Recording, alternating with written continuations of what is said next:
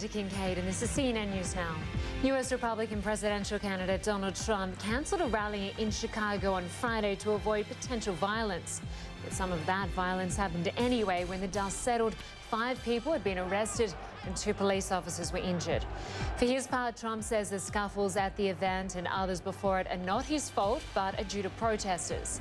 Senior political analyst David Gergen spoke about the impact of this incident and what it might have on the campaign. This is maybe one of the most important moments of the entire campaign. This could cost him the nomination. It could also catapult him. We don't know which way it's going to cut. I think a lot of people are going to be frightened and horrified. We had this kind of violence in Chicago in 1968 Democratic Convention. 48 years later, we still talk about it. Yeah, we had this kind of violence in George Wallace's campaign when he used language similar to Trump, and bad things came out of that. There were a lot of fisticuffs, and eventually the candidate himself was shot. You know, so this is very dangerous. And here's the deal: the candidate must set the tone for his rallies. That's his responsibility. He has set a tone that encourages his supporters to go after and punch people, and it naturally draws out bigger and bigger protests, and it sets the stage for this kind of incendiary, climactic moment. And so this is a test of his leadership to be president, to show that he can unify in the way he claims. And so what he has to do, I think he has to go to the country tomorrow, no later than this weekend, and make it clear that while he wants to have rallies, it's critically important that they be peaceful, that people come in peace, and they leave in peace.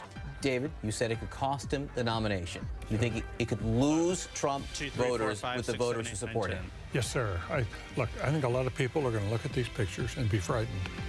There are going to be a lot of people. You've got to think, when you elect a president, what is life going to be like in the next 4 years with this person in that office? If this represents the future, if this kind of chaos and the lack of control and the lack of leadership represent the future, a lot of people are going to walk away from it, as attractive as they may find Donald Trump. I think many of his supporters will look at this and go just the other way. They came to cause trouble. They shut him down. That's unfair. He's our candidate. And they will come out in larger numbers. But I guarantee you, most American people like their politics a lot more peaceful than this.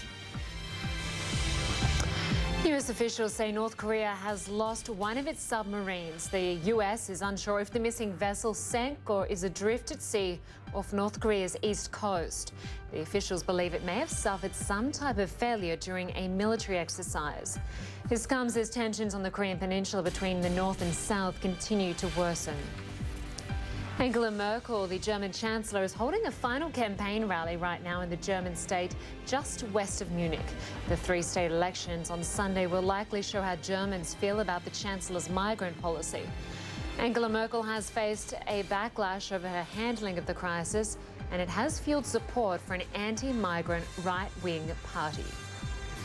The families of the 239 people on board Malaysian Airlines flight MH370 are hoping they will get answers from a new piece of debris. A South African team found the debris in December on the Mozambique coast. A different piece of debris was also found on that coast last week. Experts will investigate if the piece came from the Boeing 777, which disappeared 2 years ago.